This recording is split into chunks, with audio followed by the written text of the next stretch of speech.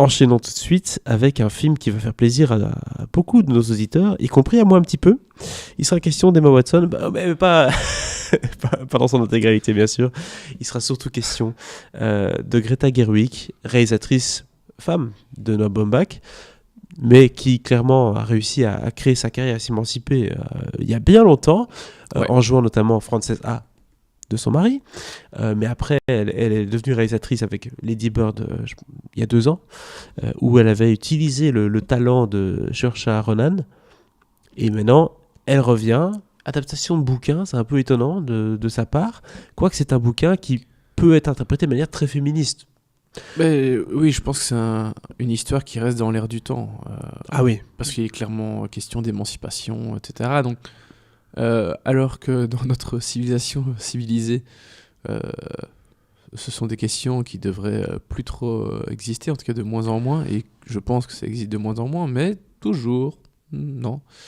Elles sont toujours là, un peu sous-jacentes, malheureusement. Et donc c'est pour ça qu'un film comme Les filles de Dr. Marsh a toujours sa raison d'être et et garde un côté moderne d'une certaine façon. alors, Voilà. Les filles du Dr. Marsh, c'est un roman qui a déjà été adapté des dizaines, peut-être même des centaines de fois, que ce soit au cinéma ou sur le petit écran. Hein. Oui, je pense que la plus connue, c'est avec Winona Ryder, non si je dis pas de bêtises. C'est pas Elizabeth Taylor. Écoute, Bref, il y a eu beaucoup d'adaptations de ce film-là, on va pas commencer à s'attarder là-dessus. On est là pour parler de la nouvelle avec Greta Gerwig. Je disais Emma Watson au casting, bien sûr, mais pas que. Ta petite préférée, Florence Pugh, qui avait joué dans Midsommar, entre autres, et Timothée Chalamet, la star montante, le DiCaprio des temps modernes, c'est comme ça qu'on le surnomme à Hollywood.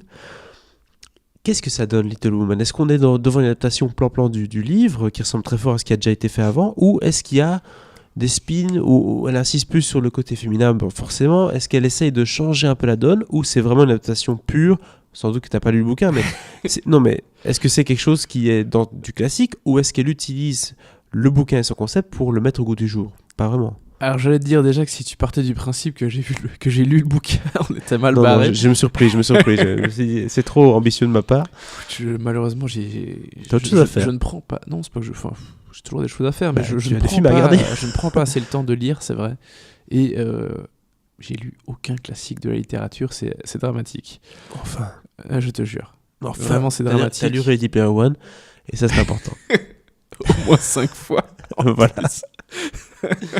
T'as dû lire Candide aussi. C'est honteux. Non, même pas, mais voilà. Alors, après, je pense que malgré tout le monde ou presque connaît l'histoire des filles du Dr. Marsh, au moins dans ses grandes lignes. Hein. C'est des filles d'un docteur qui est parti et faire la guerre. Il y en a une qui veut un peu changer, qui n'est pas du tout dans la même orientation que ses sœurs, c'est ça ? Oui, globalement. Voilà. Globalement. Il y en a une qui a un grand attrait pour la littérature. Mais elles ont chacun leur truc de toute façon. Il y en a une, c'est plutôt l'art, la peinture, etc. Et il y en a une qui est malade, qui est toujours à la maison. Bref, à un moment, tu as l'enfance des filles, et puis tu passes plus tard dans leur vie. Et même si dans le film c'est présenté avec plutôt sous forme de flashback, etc., d'aller-retour incessant entre le passé et le présent. Et c'est plutôt très bien fait dans le film, donc c'est pas une critique que je fais du tout.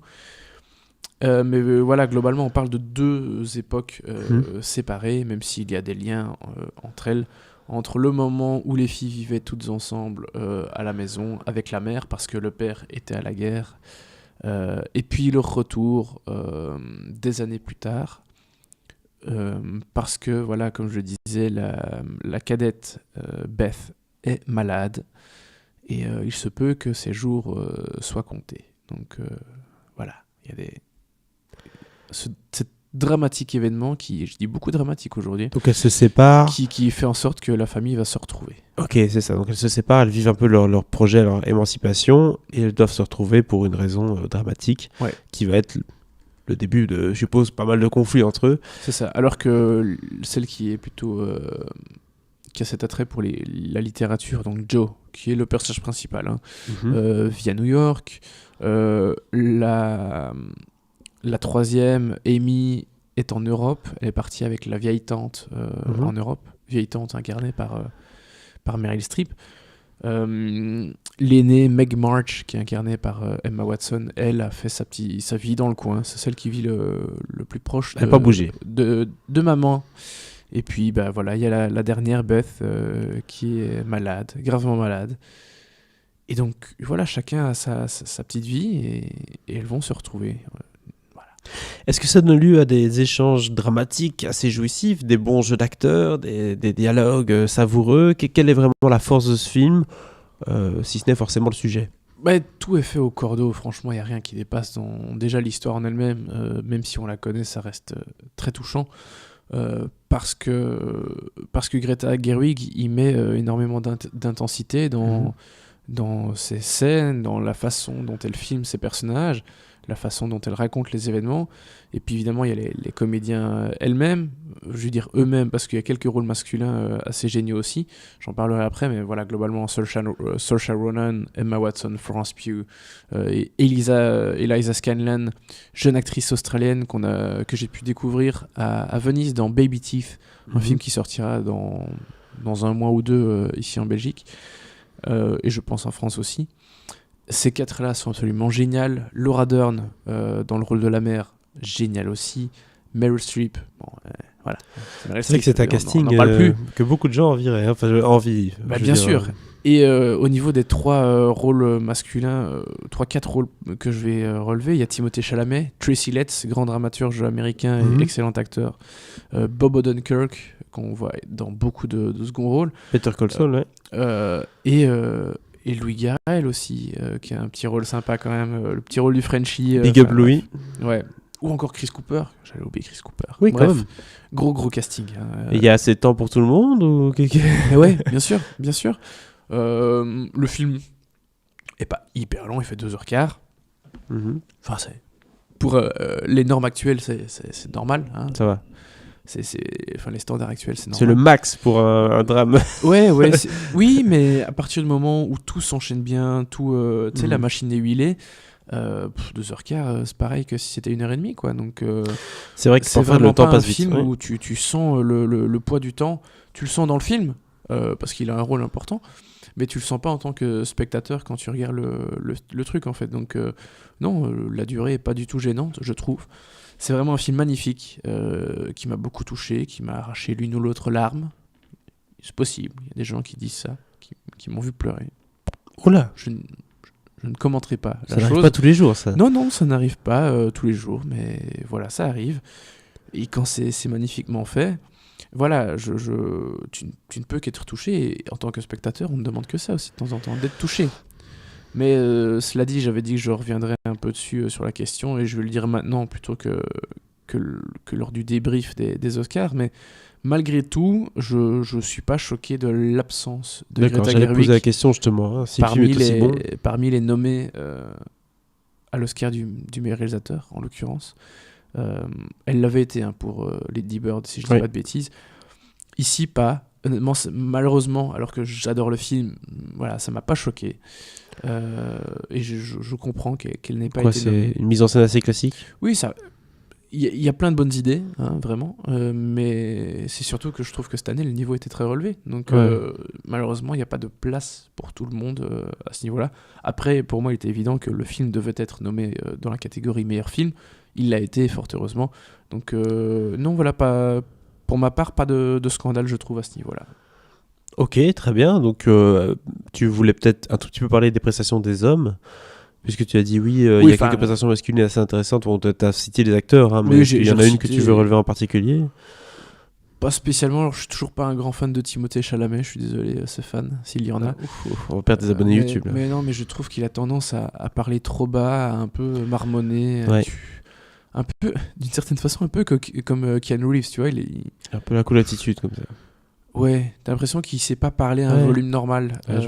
C'est assez perturbant. Je pense que ça fait un peu partie de sa personnalité. Mais voilà.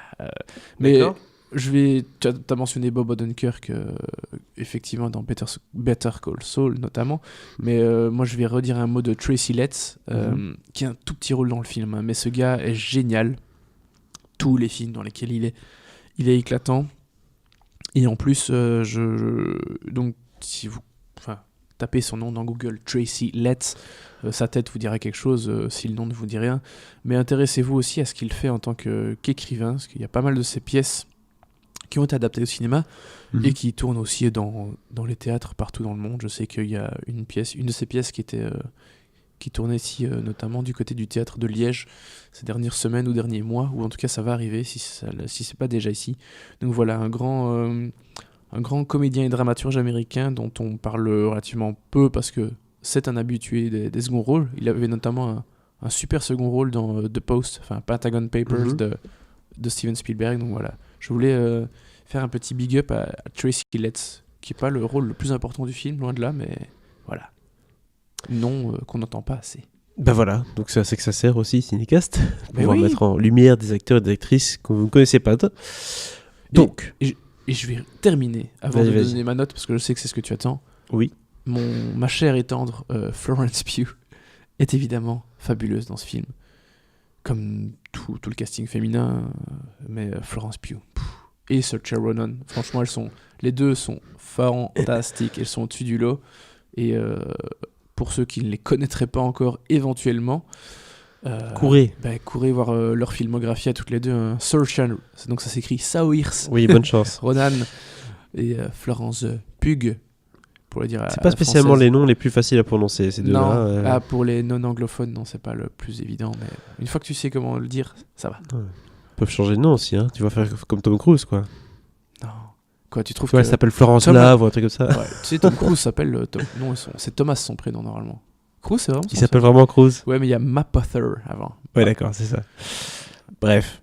Et je pense que c'est Thomas Mapother Cruise 4, quelque chose comme ça. Enfin bref, un truc...